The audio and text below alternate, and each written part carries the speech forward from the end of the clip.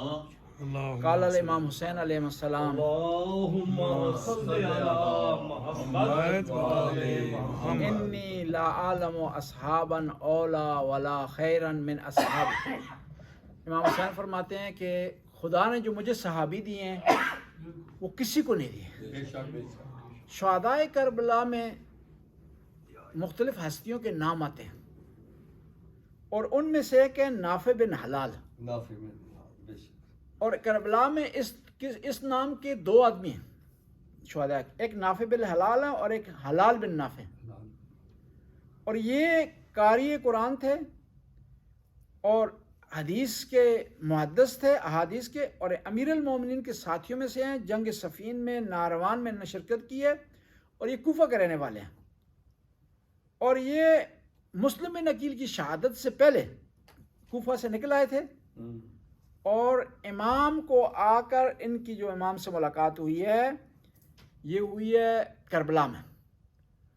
اور جب غازی عباس کو پانی کے لیے بھیجا ہے تو یہ ساتھ مدد کرنے کے لیے نافع بن حلال. اور نافع بن حلال ان شخصیات میں سے ہیں کہ جو کربلا میں پیش تھے.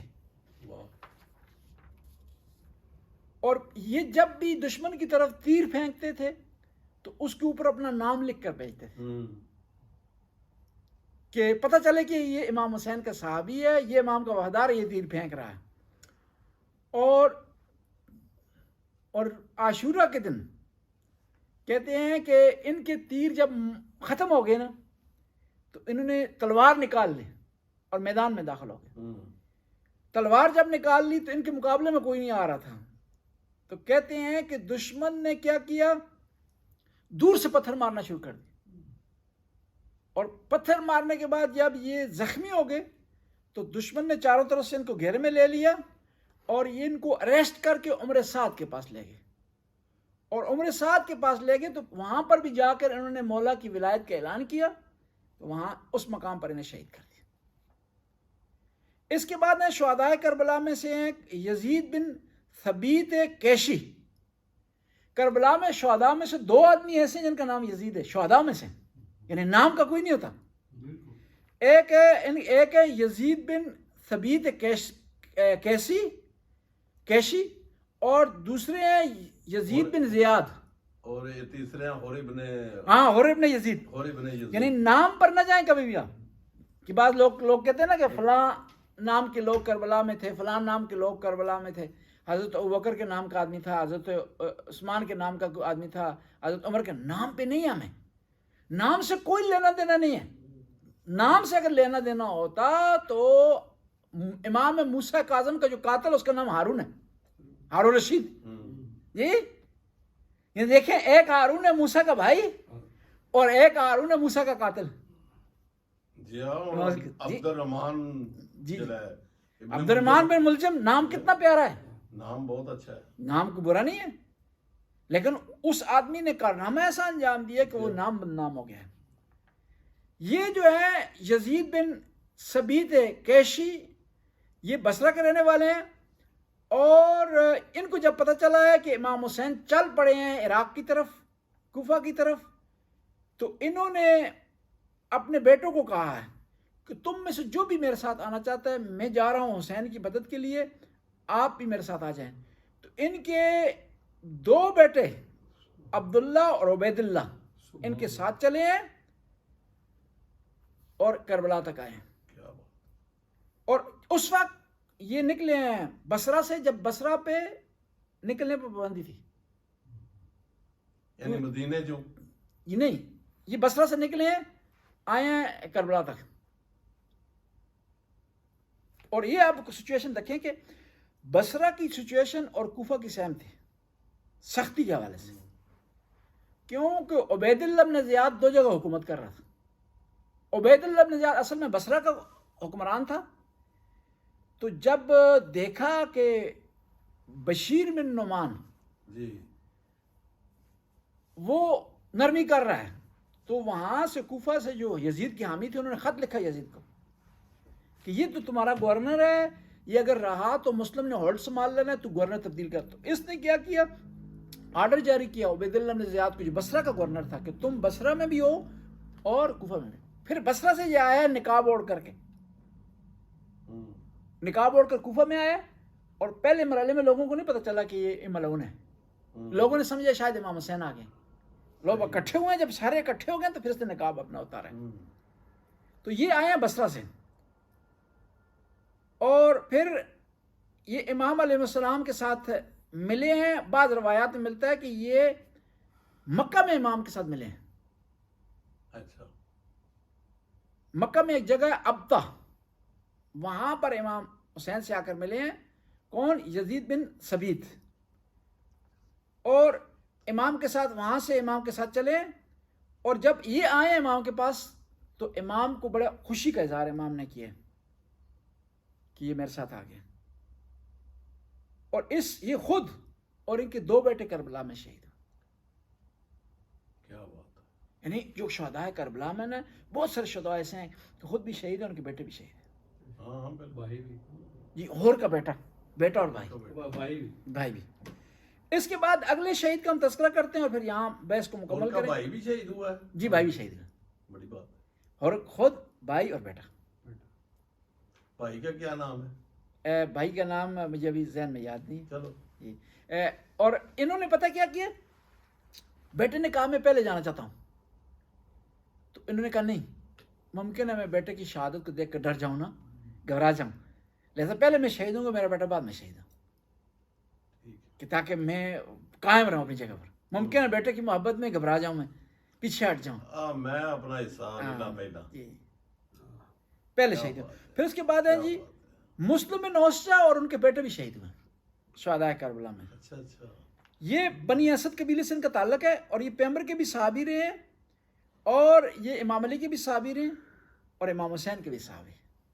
یہ تھے جنہوں نے شب عاشور کو کہا تھا کہ میں اگر 70 دفعہ مارا جاؤں اور مارنے کے بعد میری لاش کو جلایا جائے اور پھر بھی میں امام حسین علیہ السلام کی ولایت سے دستبردار نہیں ہوں گا. مسلم بن اوسجہ. اور ان کی عمر بہت زیادہ تھی. ان کے بارے میں مشہور ہے کہ کربلا میں آیا تو یہ ضعیف تھے. انہوں نے عصا مانگا تھا, انہوں نے کپڑا مانگا تھا کمر سے باندھیں, انہوں نے کپڑا مانگا تھا کہ آنکھوں سے باندھیں. اور میدان میں آئے, ایک ہاتھ میں عصا پکڑا ہوا ہے, ایک ہاتھ میں تلوار ہے. جی, تو کسی نے پوچھا کہ اس عمر میں, اس پوزیشن میں کس لیے آئے ہو؟ کہا بتانے کے لیے آئے ہو کہ حق حسین کے ساتھ ہے. یعنی بعض اوقات ضروری نہیں ہے کہ آپ کے مجلس میں آنے میں کوئی فرق پڑے. مجلس میں فرق نہیں پڑے گا, آپ میں فرق پڑے گا, بے شک آپ کو فائدہ ہوگا.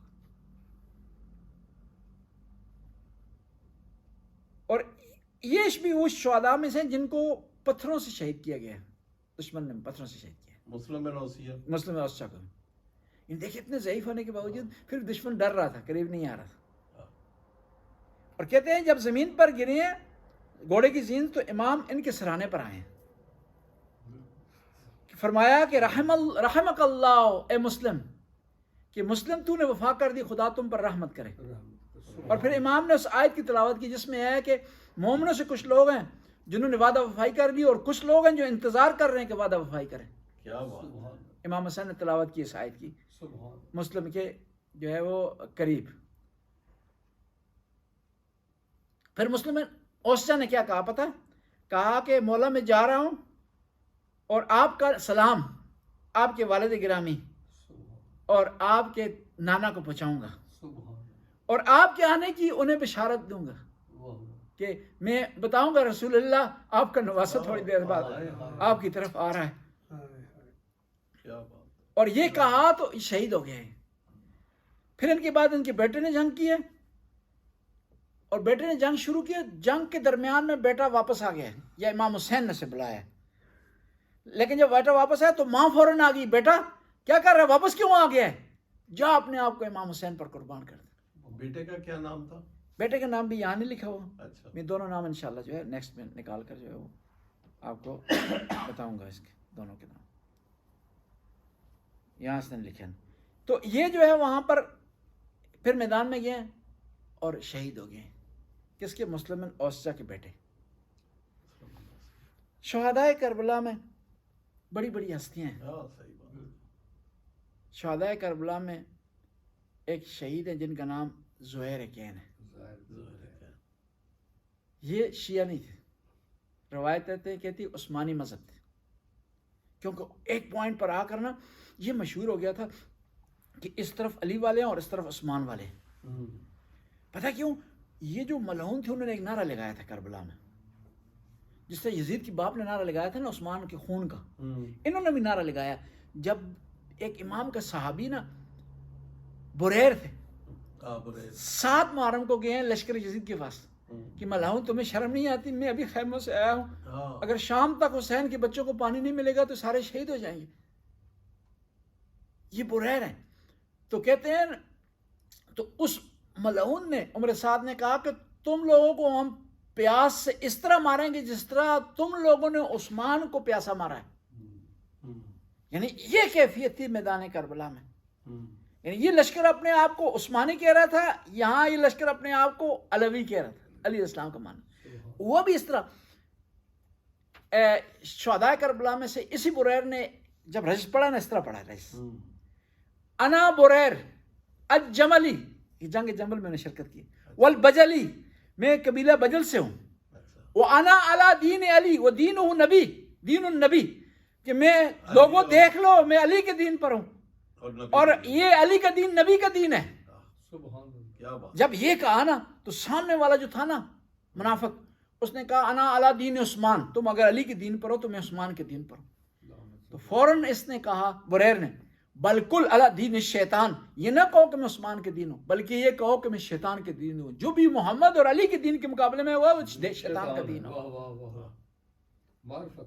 زہیر میدان میں آئے ہیں، کہتے ہیں نا زہیر کو جب امام نے بلایا نا، انہوں نے علیحدہ خیمہ لگایا ہوا تھا، زہیر ابن کین نے، یہ علیحدہ چل رہے تھے اپنے پروگرام کے مطابق۔ امام کو پتہ چلا کہ زہیر آیا ہوا ہے، اور زہیر کے بارے میں روایات میں لکھا جاتا ہے کہ ہوا عثمانی المذہب، کہ یہ حضرت عثمان کا پیروکار تھا، نہیں شیعہ نہیں تھا۔ تو امام نے پیغام بھیجا، نہیں آیا۔ بعض روایات بیتی ہیں کہ جب بار بار امام پیغام بھیجے تھے نہیں آ رہا تھا تو زوجہ نے سے کہا کہ نواسہ رسول بلا رہے ہیں، تمہاری خوش قسمتی ہے کہ نواسہ رسول تجھے بلائیں، کیوں نہیں جا رہا؟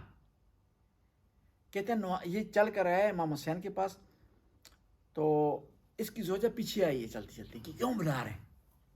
ہوتا ہے نا خواتین کو تجسس ہوتا ہے کیا خوشخبری دینے والے ہیں، یہ مومنہ تھی اس کی زوجہ، خود یہ مومن نہیں تھا پہلے۔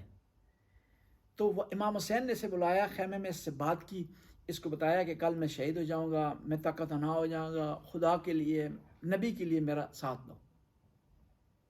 تو یہ اس نے کہتے ہیں امام کی بات مان لی، امام کے خیمے سے اپنے خیمے میں اپنی زوجہ کو کہنے لگا کہ تو اپنے وطن چلی جا، اب میں اور تجھے طلاق دے دیتا ہوں، تجھے آزاد کر دیتا ہوں، تو میں جا رہا ہوں نواسہ رسول کے ساتھ جہاد پر۔ اس نے کہا کہ جو تو خیمے میں جب گیا تھا تو میں نے ساری باتیں میں نے سنی ہیں، میں خیمے کے باہر کھڑی تھی اور تو خوش قسمت ہے تجھے نواسہ رسول بلا رہے۔ کہا مجھے صرف اتنا بتا کہ وہ امام نے کون سی بات کی تھی کہ خیمے میں موجود تمام افراد نے رونا شروع کر دیا تھا۔ کہا وہی بتانے کے لیے آیا ہوں۔ امام نے کہا کہ میرا علی اکبر مارا جائے گا، میرا قاسم مارا جائے گا، میرے عباس کے بازو کٹ جائیں گے، اور ایک ایسا وقت آئے گا کہ میں کہوں گا حل من ناصر ینصرنا، حل من ذاب یذب عن حرم رسول اللہ، حل من مغیث یغوثنا۔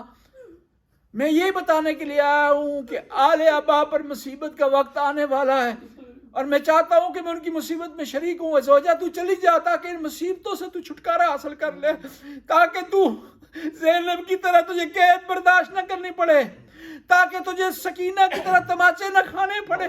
کہا تو کیسی بات کر رہا ہے، تو چاہتا ہے کہ بی بی فاطمہ تو سارا کی بارگاہ میں سرخرو ہو اور مجھے یہ سعادت نصیب نہ ہو۔